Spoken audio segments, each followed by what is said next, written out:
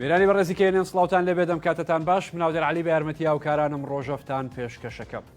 بۆم شەو لەگەڵ میوانەکانم لەسەر هەنگاوەکانی پارتی کرێکارانی کوردستان پەکەکە و کاریگەریەکانی لەسەر پرۆسەی چارەسەری و ئاشتی لە تورکیا و باکووری کوردستان گفتوگۆ دەکەین. دیارە ئەمڕۆ پەکەکە لە قەندیلەوە ڕایگەیاند کە تەواوی هێزەکانیان لە باکووری کوردستان و تورکیا دەکشێنەوە بۆ قەندیل و لە ناوچەیەکی ئارامدا کە بڕیارە دروست بکرێت جێگیر دەکرێن وەکوەوەی کە خۆشیان لە پرنس کۆنفرانسەکەدا باسییان کرد. ئەمە لە پێناوی بەرەو پێشبردننی پرۆسەی چارەسەری و ئاشتیدایە وەکو ئەرکەکانیان کە لە کۆنگرەکەدا لە سەریان جێبەجێکراوە و قۆناغەکانی جێبەجێکردنی ئەرکەکانیانە و باز لەوە دەکەن کە پێویستە دەوڵەتی تورکیا هەنگاوی کردداری بنێت بۆ بەرەو پێشبردننی پرۆسەی چارەسەری و ئاشتی. ئەم هەنگاوی پەکەکە لە چوارچێوەی پرۆسی ئاشتیدایە کە لە ئۆکتۆبری ساڵی ڕابردووە بانگوازی بۆ کرا و دەستی پێکردووە. دواتر پەکەکە کۆنگرەی ئەنجامدا بڕیاری خۆ هەڵۆشاندنەوە و چەکدانانیدا لەسەر ئەم هەنگاوانە و وردەکاری پرۆسەی چارەسەری و ئاشتی و لێکەوتەکانی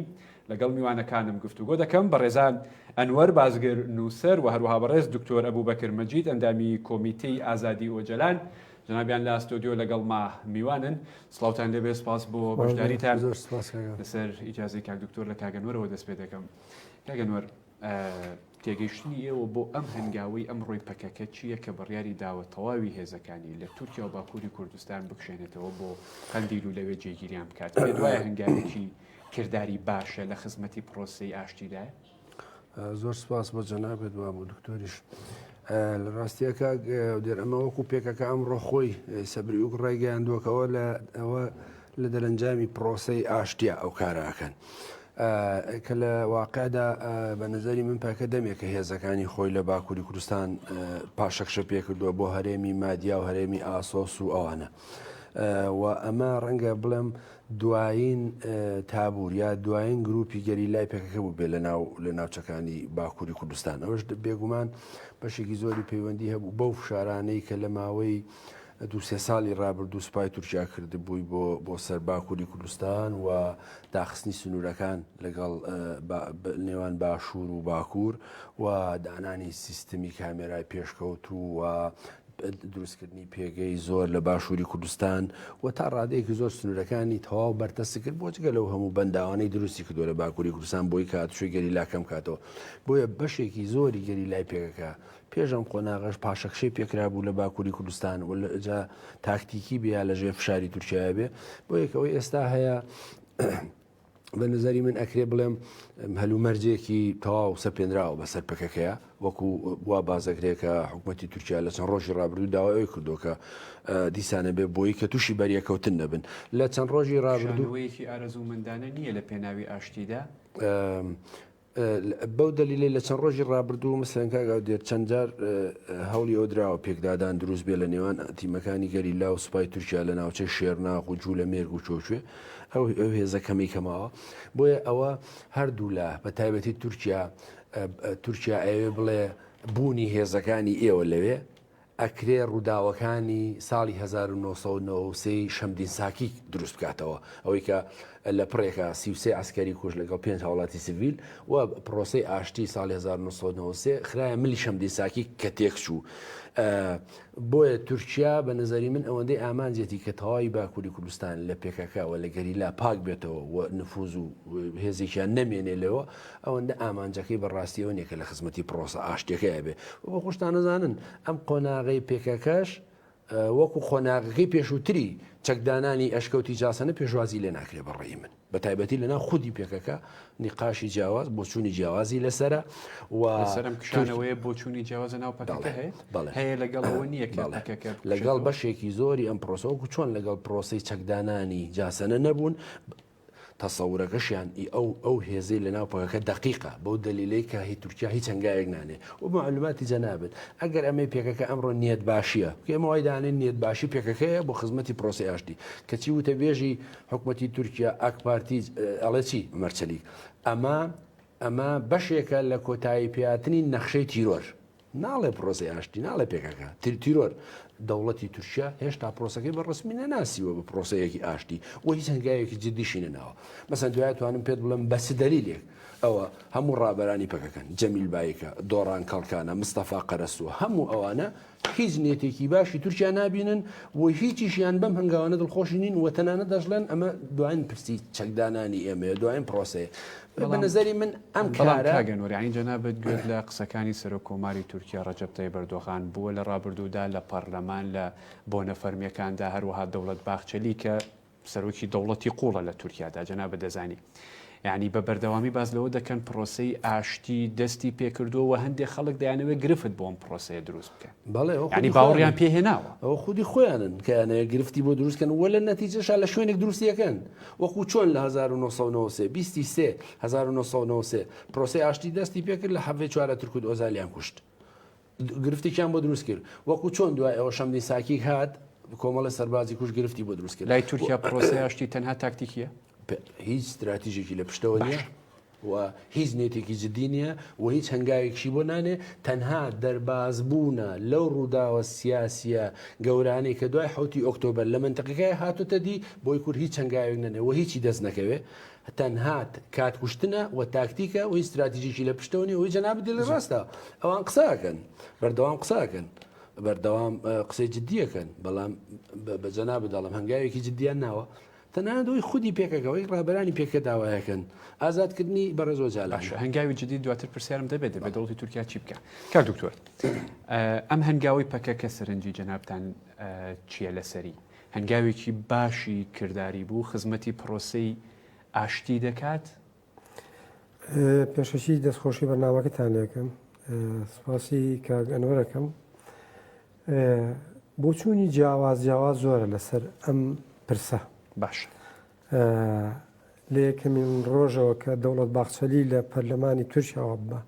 بانگەشەی کرد ئەوە یەکەمین جار بوو کەسێکی نەتەوە پەرستی وەکو دەوڵەت باخچەلی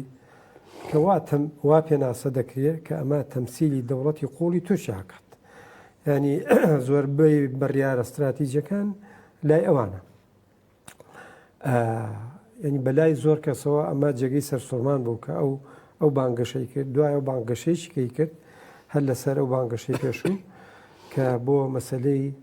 برایەتی نێوان کورد و تورک ینی کارگەشتەوە دەوڵەت باخچەلی وتی ئەگەر تورکێک لە تورکیا ئاعتراف بەبوونی کوردێنەکە تورک نییە ینی ئەمە خۆی لە خۆی ئاعترافێکی گەورە بوو من نەک لە ڕووی زمانەوانی و لە ڕووی عالامیەوە چونشی هەمیشە ئەوان کە ناوی کوردە دێنان ینی بەگشت وشەکەدا دەچوونەوە جیاوازی بۆ چوونی من و کاگەنەوە شتێکی تەبیعیە من لەبەرەوەی بۆ چوون لەسەر هەنگاوەکەی پەکەکە بەڵێ ئەزانم من لەبەرەوەی خۆم لەناو کۆمیتەی ئازادی وەجەلانم ساڵانێکی زۆریشە لەناو ڕێخستنی مەحەلی ئەم حرەکەتایشەکەم نزیکی 30 ساڵە ئاگام لە زۆر شتەیە ینی زۆر جار خەڵک وا مناقەشەی دەکردووە پرۆپاگەندەی دەکرد دەیانگو پەکەکە لە قەندیلەوە ئەچێ لە ناو تورکیا چالاکیەکەوە گەڕێتەوە چەندین جار پەکەکە بە مەیدانی ئیسپاتی کرد ئەمەی کە ئەم گروپەی کە گەڕاونەتەوە بۆ هەرێمی پاراستنی مەدیا 25 کەسن گروپی ژن گروپی پیاو دوو ئەندامی کۆنسەی سەربازی تیاهیشیان ڤەژین سەرحەدا کە ئەوە بەرپرسی هێزەکانی هاپەکە بووە لە هەرێمی سەرحەد ینی گەڕانەوەی ئەوان چەندین ڕۆژی خانەوە تەنیا بانگەوازەکە و دەنگ و باسەکار ئەوە نەبووە نزیکەی مانگێک زیاتر ئامادەکاری بۆ ئەوە کرێ ڕێبەراپۆ بۆ خۆی پێشنیاری کردو گوتوێتی هینەکی کەیکی وا بکەن چالاکیێکی وا بکەن جێبەجێکردنی بڕیاری بەڕێز ئۆجەلانە پێشنیاری کردووە ئەو پێشنیاری کردووە دەڵێ شتێکی ئاوا بکەن بۆ بەهێزبوونی پرۆسەی ئاشتی بێگومان ئەوان وەکو مەرجع سەریەکەن نەک وەکو سەرۆکی وەکو مەرجعێکی فکری سیاسی سەیری ئەەکەن لەبەرەوە قسەکانی ئۆجەلان هەمیشە بە هەندوە گیراوە ینی ناکۆچی لە نێوان هێزەکانی ئێمە چەندین جار لە ئاستی باڵایە مناقەشەمان کردووە بۆ ئەوەی کە بزانین ئایا ناکۆچیە لەسەر ئەم بیر بۆ چوونانە هەتا ئێستا لە ناو کادری حرەکەتی پەکەکەیە ناکۆچی دروست نەبووە بەڵێ ئەوەی کە کاگەنۆر باسی کرد شەمزین ساقیق ساڵی 95 ئەوەش قۆناغی دووەمی بانگەوازی ئاشتی بوو کە لەلایەن بەڕێز ئۆجەلانەوە لەسەر داوای ئەو کاتا وەزیری دەرەوەی تووچە بیرم نەماوە لەسەر داوای ئەوان کە گوتیان ئێمە ئەگەر ئەوان هەنگاو بنین ئێمە ئامادەین لە چوارچێوەی دیالۆکە چارەسەری کێشەکە بکەین. ئەوە بوو جارێکی دووهەم پەکەکە بانگەوازی ئاشتی باشە. کاک دکتۆر ئەمە ڕوونەکە پرۆسی ئاشتی یەکەم جاری نییە، چەندین جار بانگەوازی بۆ کراوە و شکستی هێناوە. ینی پرسیارەکەی من بە دیاریکراوی ئەمەیە ئەوەی کە کاگەنوەر دەیڵێ لای تورکیا پرۆسی چارەسەری استراتیژ نییە، تاکتیکی سیاسیە بۆ خۆ دەرباسکردنە لە گۆڕانکاریەکانی ناوچەکەت مجاملەیەکە کاتی و تاکتیکە. ئەم هەنگاوانەی پەکەکە زەرری پێناگەێنێ لە کاتێکە لای ئەوان تاکتیکە. دوو معلومات هەیە، ینی ئەوە گرنگە، چونکی ئەگەر ئینسان لەو لەسەر ئەساسی و معلوماتانە تحلیلات نەکە احتیمالە کۆمەڵی ڕەهەندی نەبینێت. باشە. یەک لەوانە دەوڵەتی تورکیا ئەم کۆمارەکە دروست بووە هەر لە ئەساسەوە لەسەر بنەمای نکۆڵیکردن نەژاد پەرستی دروست بووە، لەسەر ئەساسی تاگنەتەوە تاگاڵا تاگ یعنی بە تاگ دروست بووە. جگە لە کورد چەندین لیژ لە وتارەکەی لە پەرلەمانە جەختی لەوە کردەوە. بەڵێ ینی مەبەستم ئەساسی ئەم دەوڵەتە لەسەر بنەمای نکۆڵیکردن و نەتەوەپەرستی و کوشتن و بڕین دروست بووە. باش. بەڵام خودی پەکەکە لەسەر بنەمای ئاشتی و ئازادی و دیموکراتی و بەیەکەوە ژیان دروست بووە. ینی دوو بنەمای زۆر جیاواز کاتێکە ئەم دوو حرەکەتە هەڵدەکشێن دەگەنە ئاستێکی باڵا بێگومان ناکۆچیکی زۆر دروستە بێ. بەڵام کاتێک کە سەیری هەلو مەرجە سیاسیەکە دەکەین هەلو مەرجە ئابوووریەکە دەکەین چی گۆڕانکاریی بەسەرادێت، ینی ئەوەی کە دەوڵەت باخچەلی ناچار کرد ئەوە نەبوو کە بڵێ ئێمە ئامادەین بۆ چارەسەری کێشەی کورد. قەیرانی لای تورکیا پرۆسەی چارەسەری تاکتیکە یا استراتیژە. قوربان تاکتیک و استراتیج ئەوە هەلومەرجی سیاسی ئابووری کۆمەڵایەتی ئەی سەبێنێ بەسەریا. لەوانەیە ڕۆژە لە ڕۆژان بە خەیاڵی هیچ ئەندامێکی تورکان هات بێ تەنیا وشەیەک لەگەڵ کاربەدەستێکی سیاسی کووردا بدوێن، بەڵام ڕۆژگار هاتوو ئەوە ئەی سەپێنێت. ینی ئێستا ئێمە وەزعی تورکیا لە ڕووی ئابووری و لە ڕووی سیاسی و لە ڕووی دیبلۆماسی و لە هەموو ڕۆکانە دەبینین لە چی قەیرانێکدا. ئەمە بۆ ماوەی ساڵێک زیاترە دەوڵەتی تورکیا هەوڵەدا کە ئەو باشە. کاک دکتۆر ینی ببوورە وەڵامەکەم بە دقیقی دەست نەکەوت. تورکیا لە دۆزارەکانی شاد دۆخی ئابووری هەر خراپ بوو، لە ئێستش خراپتر بوو. باشە ئەگەر هۆکارەکە مەسەن باشە ئەگەر هۆکارەکە هۆکاری ئابووری بێ بڵێ دۆخی ئابووری خراپە پێویستی بەڕاگررتنی شەڕەیە لەگەڵ پەکەکەیە بۆیە دەیکا، ینی پێشتریش هەمان دۆخی ئابووری هەبووە. ینی دەمەوێت وەڵامێکی دقیق لە جەناب وەرگرم چکە کاگەنوور زۆر بە دقیقی دەڵێ ئەمە تاکتیک استراتیژ نییە. پەکەکە ئەگەر تاکتیک بێکەواتە پەکەکە تێکەوتووە نیە، تاکتیکە یا استراتیژە ئەم پرۆسی چارەسەریە لەلایەن تورکیاوە لەسەری بەردەوام دەبێت. ئەڵم پێشخستنی پرۆسەکە ئەی سەپێنە بەسەریا کە ببێ بە استراتیژیان تەنیا تاکتیکی بێت. ینی تا ئێستەوە نازانن تاکتیکە استراتیژە. نا ئێمە ئەزانین کە زروفەکە هەلو مەرجەکە ئەی سەپێنێ بەسەر دەوڵەتی تورکیا، ینی نیشانەکانی دەرکەوتەوە. یەکێک لەو نیشانانی کە ئەوەی کە ئێستا هەیە واقع سیاسی و سەربازی و ئەمنی و داراییەکەی تورکیا ئێستا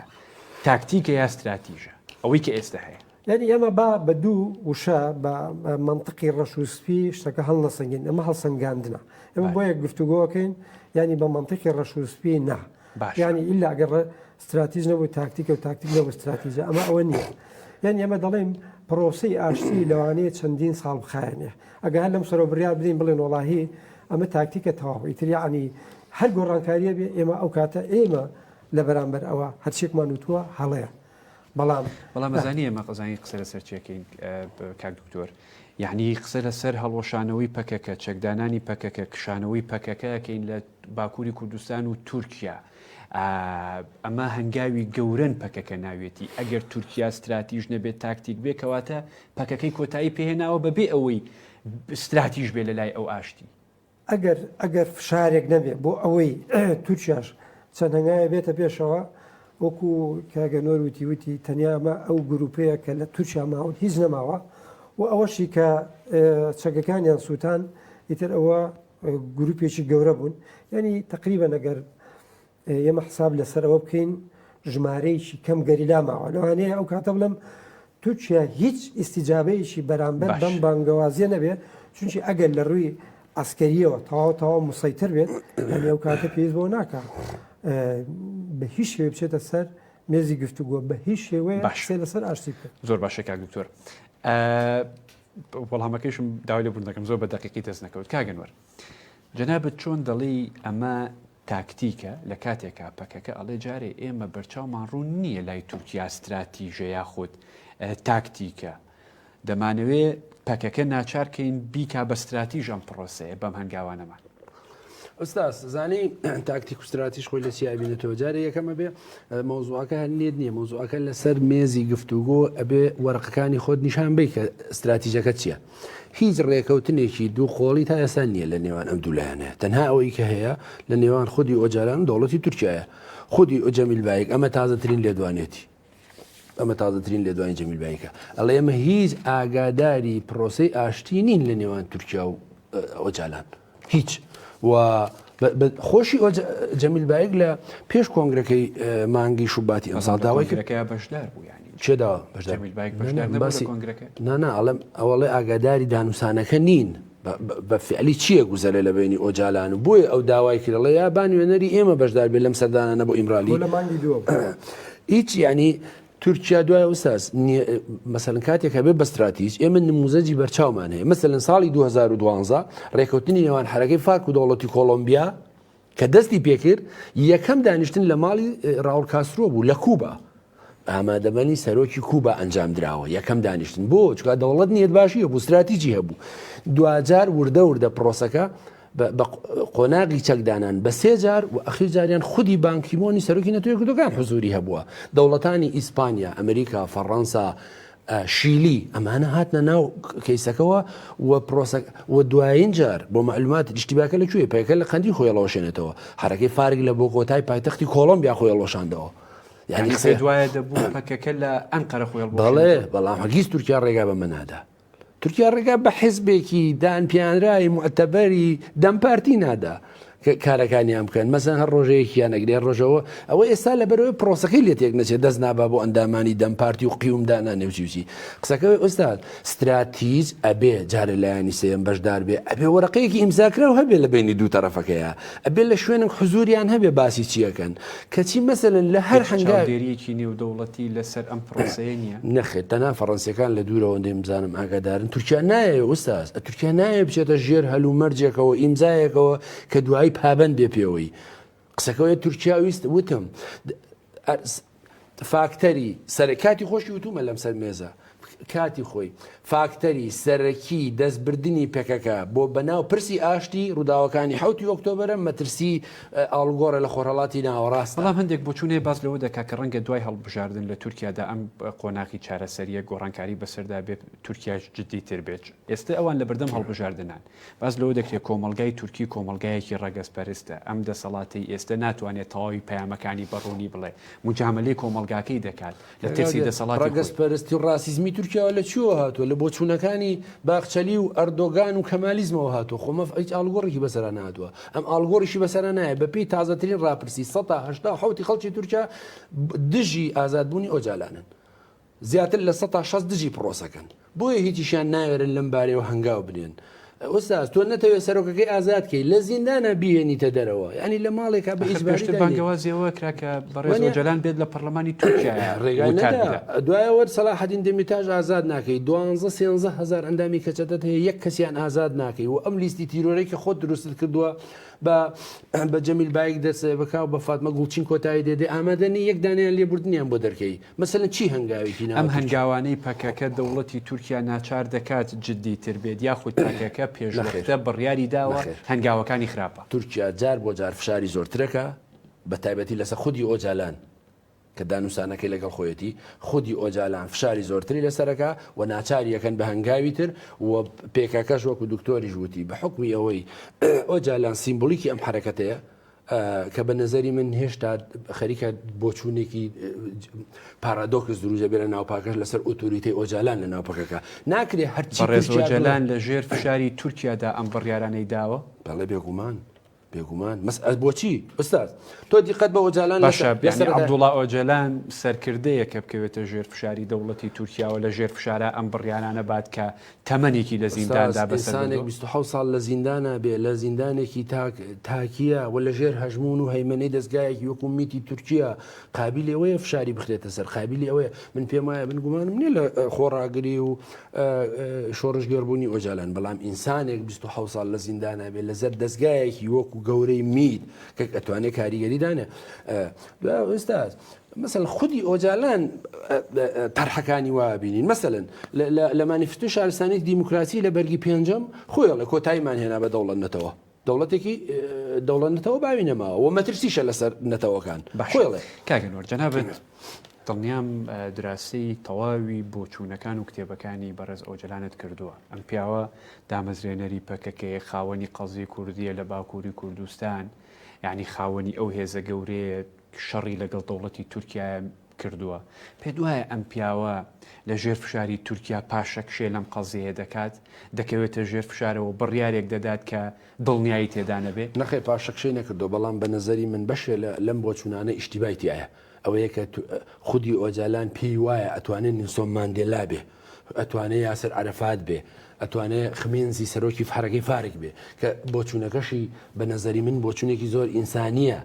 بەڵام ئوستاز دەوڵەتی بەرامبەر دەوڵەتی تورکیا نە دەوڵەتی کۆلۆمبیایە نە تەنانەت خودی ئیسرائیلیشە نە ئیسحاق ڕابینە نەشم ئون پێرێزە جەنابەت دەفەرمووی ئیشتیبای کرد هەڵەی کرد پێ دوایە پەکەکەیش هەڵەی کرد کە بەگویان کرد ئوستاز پەکەکە یەک بۆ معلومات بۆ جەنابەت بڵێم پەکە ئێستا حالێن داواکەن کۆنگرێ سێنزە بەسرێ بە دوای کە نەتیجەکانی کۆنگرێ 12 هیچی نهاتووتەدی بە هەڵۆشانەوەی پەکەکە بە چەکدانانیان بە سووتانی چەکەکانیان لە جاسەنە و بۆم پرۆسی پاشەکشەی تەواویژلانە لە کۆنگرەیە بڕای لێدراوە کە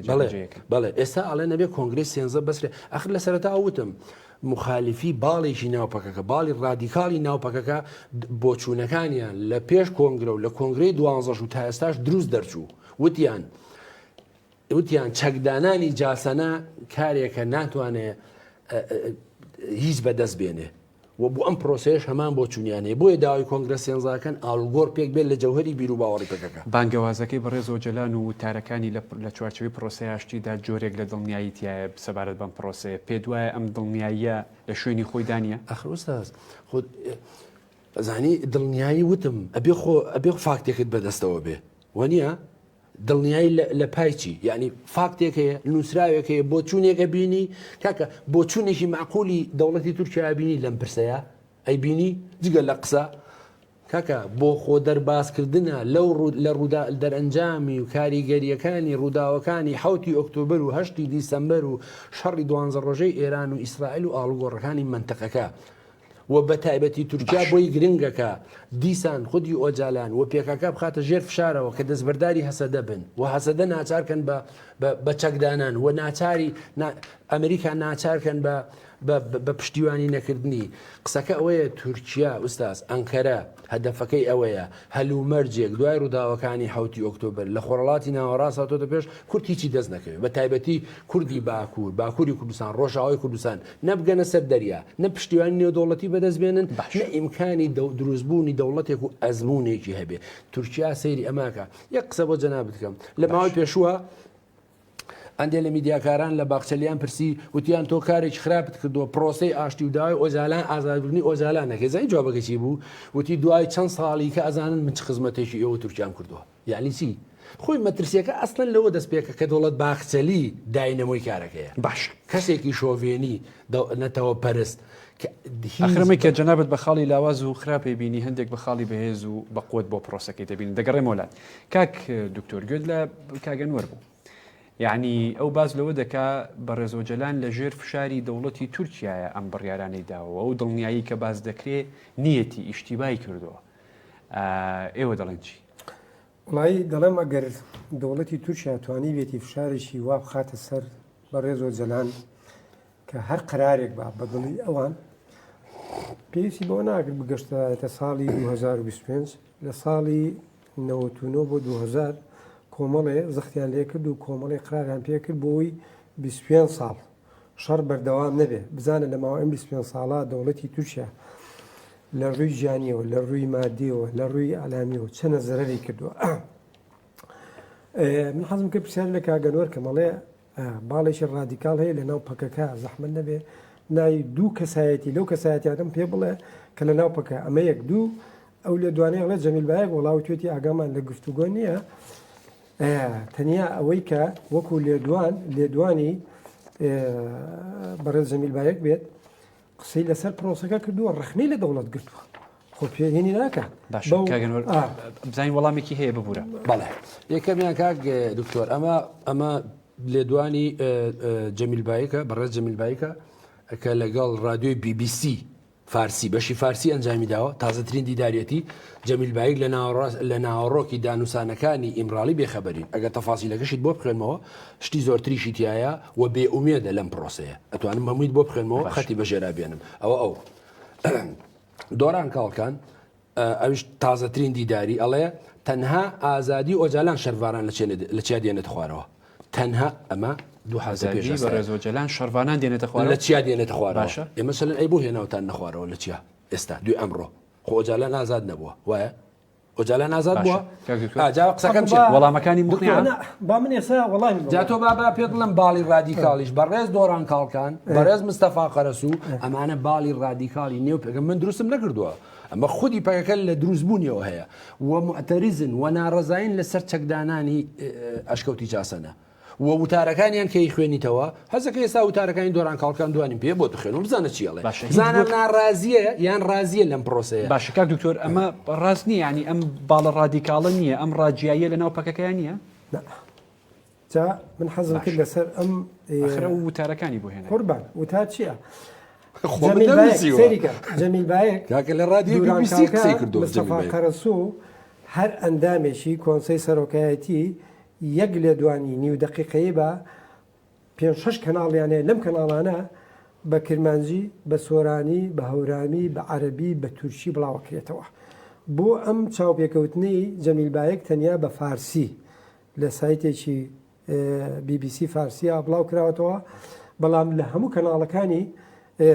گومان دەکەن بەڕێز جەمیل بایەک نەبێت بەڵێ هیچەوە منەڵم فارسیەکە وەرگرم BBC خۆ هەر لێدوانێک بدات جەمیل بایەک ئەو هاوسەرۆشی گشتی کەجەکەیە تێبینێ سێریکە کاگەنوێرەڵێ پەکەکە بە تەمای کۆنگری سیاوزە کاکە لە کۆنگری 12 خوێ ڕۆژان تەواو پەکەکە ئینکاری لەوە ناکە ئێستا ناوی پەکە نەماوە ئێستا بە ناوی پەکە و قساکەین کەجەکە هەیە هەپەکە هەیە ئەم گروپەی کە ئێستا هاتوونەتەوە بۆ هەرێمی پاراستنی مەدیا ئەمانە هەپەکەن هێزی پاراستنی گەریلاکانی هێزی پاراستنی گەر ئەگەر هەر شتێک بە ناوی پەکەکەەوە بوو ترێ ئێستا ڕاست نییە پەکەکە منەڵێم بە منطقی ڕەشوسمی ناکاگ ئاودێر بولیکە و پەکەکە و هەپەکە یەکشدا یەکشت نییە یەکشدا چۆن ئەگەر ئێمە بڵێن هەموو یەکشە کەواتە من و تۆ بە هەردووکمان مادەم بە کوردی قساکەین من و تۆ یەک شخصی بەڵاوەردووکمان کوردی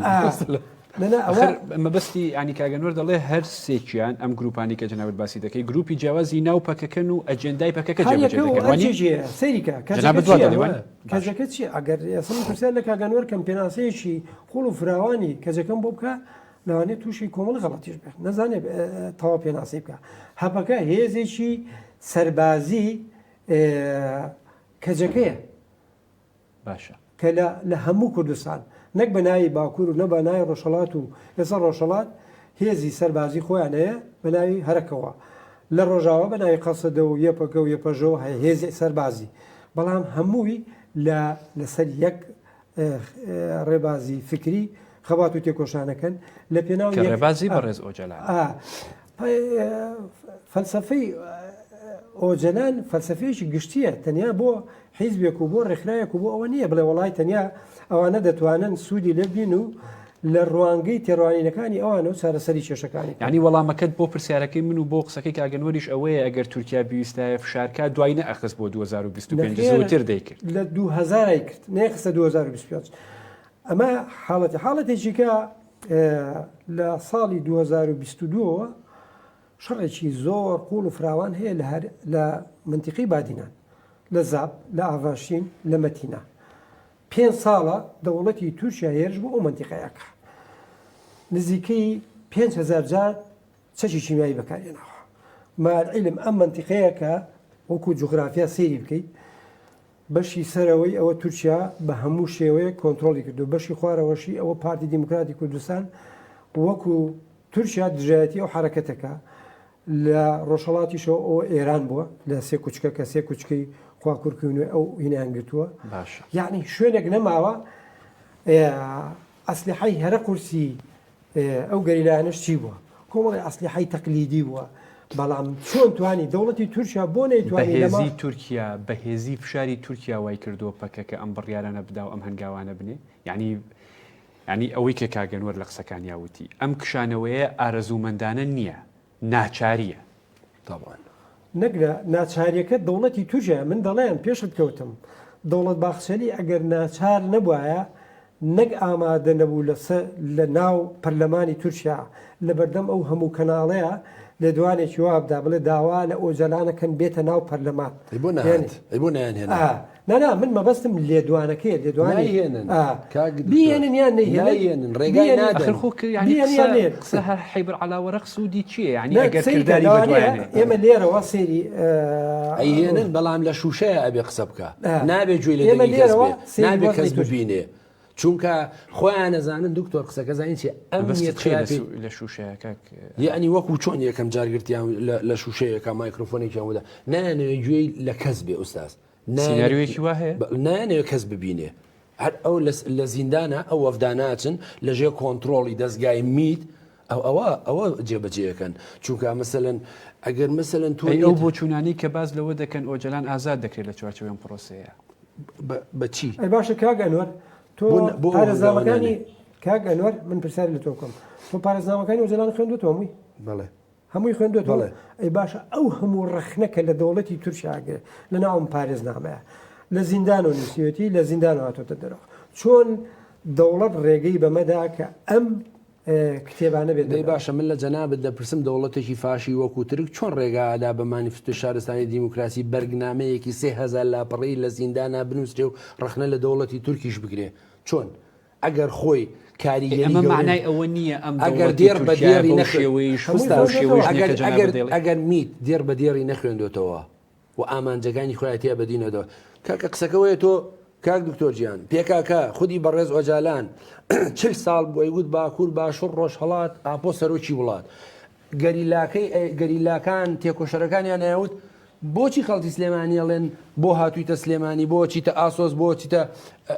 سەقس کوردستان هەمووی یەک نییە ئێمە یەک دەوڵەتی کوردستانمان ناوێ ئێستا خودی ئۆجالان لە مانیفستۆکەیاڵە کاکە دەوڵەتی نەتەوەی مەترسیە لە سەرگەلی کورد نابێت دەوڵەتی نەتەوەی هەبێ ئەبێ کۆمەلگایەکی دیموکرات هەبێ خۆ من نەموتووە ئەڵێ ئێمە لەگەڵ تورکیا بینە هاوپەیمان مساعدە ئێمە لەسەر دەوڵەت دەگە قسە بکەین یعنی ئەختۆباسی بەرگەرنامەکەی ئێمە کە وەکو داژیکەرێکی باشووری کوردستان و عێراق سەردەمی سەدام بە بیرمانە ئەمە دەوڵەتێ بوو چەنە زاڵم بوو چەنە دیکتاتۆر بوو لە تەواوی دنیاە لە ئەوروپا و پیا بڕۆ هەتا ئەمریکا ئەگەر تۆ بڵێ وڵای زۆڵم و زۆر و نەهاقی و کێشە نبینم ئەمە لە ناو دەوڵەتە بۆچی ئۆجلان بیری لەمە کردەوە کە بەدیلی دەوڵەت دروست کرد ئەوەی کە ئێمە دەڵێن بەدیلە بە عملی ئەوە ڕۆژاوی کوردستان با خەڵک بچێ ڕۆژاوی کوردستان ببینێ بزانێ خەڵک چۆن بڕێوەچێ ئەمان وازیان لە دەوڵەت نهێناوە بەدیلیان بۆ دەوڵەت دۆزی بەدیلیان بۆ ئەم خیتابە دۆزی یعنی بۆ ئەوەی لەگەڵ هەلوو مەرجە یعنی لەگەڵ توانای پەکەکەیان بڵێ استراتیژیان وازیان لە دەوڵەت هێناوە بەدیلی ئەوە چیە سیستەمی کۆنفدرالی دیموکراتی سیستەمی خۆبەڕێوەبەری خەڵک چۆن خەڵک ئەوە تا دەڵێن باشترین نمونە ڕۆژاوی کوردستانە کاک دکتۆریاوازی لە کۆنفیدرالیزمی دیموکراتی شێناوە تەنها خۆسەری دیموکراتیەوێ جوات و تۆڕی کۆمەلگای مەدەنی ئەمانە ئاڵێ توانێت مافەکانی گەلی کورد دابین کا لە تورکیا. باشە کەک ئەنوەر ینی ببوورەکە دکتۆر سەبارەت بە دەوڵەتی تورکیا جەنابەت دەڵێی لە زیندانەوە جەلان ڕێی پێدراوە بڕیارنامەکانی بێنێتە دەرەوە کتێبەکانی بێنێتە دەرەوە چاپی بکە کە ڕەخنەی قۆڵ لە دەوڵەتی تورکیا و فاشێتی تورکیا دەگرێت و هەر ئەم دەوڵەتە ئەو دەوڵەت باخچەلیە لە پەرلەمانە بانگێوازیەوەی کرد کە ئۆجەلان پێویستە بێتە پەرلەمانە و ڕەجەب تایب ئەردۆغان باس لە برایەتی کورد و تورک دەکا ئەمانە نیشانەی گۆڕان و نەرمینواندنی دەوڵەتی تورکیا نییە بۆ ناچارن ئوستاز باوەڕیان پێی نییە نە لە دەوڵەتی قوڵ نە لە خودی سیستەمەکە نە لە خودی دەستورەکە نە لە تەفەکر و بیرکردنەوە ئیدۆلۆژیای تورک نیەت باشی نییە تەحولێک بەسەر فکری تورکان نەهاتووە بەڵکو تاکتیکانە مامەڵاکە ئەمە بەهێزی تورکیا نییە بەهێزی ببوورە پەکەکە نییە تورکیای ناچار کردووە دان بەم شتانەدا بنێ کە مێژوویەکی دوور و درێژ لەسەر نوکۆڵیکردن لەسەر لەگەڵ کووردا هەلومەرجێک هاتۆتە پێشەوە ئەم هەلومەرجە زروفە سیاسی مۆزوعیانە کە دێن ئەبێ ئەم دەوڵەتانە خۆیانی لەگەڵ بگونجێنن. مثلا تۆ تەسەور دەکرد ئەم ڕووداوانی 7 ئۆکتۆبر بتوانێت کۆتایی بە سیستەمی هیلالی شیعی بێنە لە خۆڵاتی ناوەڕاستە زروفێکی مۆزوعات تۆ پێشەوە قسەکەوەی تورکیا ئێستا کەوتۆتە بەردەم دیفاکتۆیەک ڕۆژاوای کوردستان چۆن خۆ دەرباسکە لەمە و چۆن ئەو مەترسیانەی کە هەیە لەسەر سنوورەکانی چۆ ئەو سات یەکێ لە پرۆسەی هێڵی داود ئەوەیە کە بەشێک لە خاخی لە دەزەدا و ناچارە کورد بگەێنێ بە دەریا بۆیە ئامادەیە تەنەزولکە ئامادەیە تاکتیک بکە باشە لە بەرەوەی ماوەی بەرنامەکەش بەرەو کۆتایی ڕوا دەمەوێت ئامانجی گفتوگۆکە وەربگرم. جەنابەت دەڵێی کە پرۆسەی ئاشتی لای تورکیا تاکتیکە استراتیژ نییە شکشتی دێنێوانی بەڵەوە باشە ئەو کاتی کە شکست دێنێ پەکەکە ماوە ئوستازە ئەمە با پێ بڵم پێکەکە ئێستا بۆ خۆشتانە بینن لە کۆنگریدا هاتووانی قاشەکانیان نەگاتە کوێ پەکەکە پێم وایە دکتۆر وەڵامیدایەوە دەڵێ کۆنگریدا هاتوومان نییە چۆن پەکەکە هەڵوەشاوە ئوستاز نەخێ پێکە ئوستاز پاکە هەڵناوەشێتەوە بەم خەریتەی ئێستا چونکە باڵێک لە ناو پەکەکە هەرگیز ئامادە نییە کۆتایی بەم خەباتی چەکداری و تێکۆشانە بێنێ حەزم کرد لەسەر ئەو خەتت خۆبا یەکشت ڕوونکەمەوە باش ساڵی 2004 3 بۆ 4 گروپێ لە ناو پەکەکە خلافاتیان هەبوو لەگەڵ کۆنسەی سەرۆکایەتی عوسمان ئۆجەلان نیزامەدین تاش ئەنوەر خۆی باش زانێ ئەمانە کۆمەڵە ینی حتا یەکەمین کۆنگری گەر کە من خۆم بەشداریم کردبوو وەکو نوێنەری پارتی چارەسەری لەناو ئەو کۆنگرای بەشداریم کردبوو ینی کە خلافاتەکەم بینی خلافاتێکی ئەوەندە قوڵ نەبوو کە ئەنوەر باسێکە بەڵام یەکسەر ئەم گروپە یەکسەر تەمەڕودیان کرد و جابوونەوە ئەعلانی دژایەتیکردنی پەکەکەیان حتا لەناو نەمان یعنی سەر دەسۆرمێ کەسێکی وەکو کاگەنوەر بڵێ وڵات دووران کاڵگان و مستەفا قەرسوو وڵا ئەمانە باڵی ڕادیکاڵی ناکۆچی ئەم پرۆسە باڵی ڕادیکاڵی پەکەکەن و لەگەڵ بەردەوامی خەباتی چەکداری وانە کاگەنوەر ئەزانی دکتۆر جیاوازیەکەی نێوان بۆتان نیزامەدین تاش لەگەڵ عوسمان ئۆجالان لەگەڵ دۆران کاڵکان و مستەفا قەرەسووچیە جیاوازیەکە لەو شوێنەیە عوسمان ئۆجالان و نیزامەدین تاش باوەڕیان بە ئۆتۆریتەی ئۆجالان بە بیر و باوەڕەکانی ئۆجالان نەمابوو باوەڕیان بە خەبات و تێکۆشان نەمابوو نەتیجەکەشی بینیمان هەردووکیان فەشەل نەتیجەکەیمان بینی پارتی وڵات پارێزی کوردستانی تایبەتە پارتی پەوەدا پارتی وڵات پارێز فەشەلی هێنا ئەمە ژیانی دۆران کاڵکان خۆی بە دروستکەری ژیانی خۆیانە ڕەنگی دایەوە کە هاتنە دەرەوە هەر یەکە و باوەشی کرد بە کۆمەڵی مەسلحەتی تایبەت و ژیانی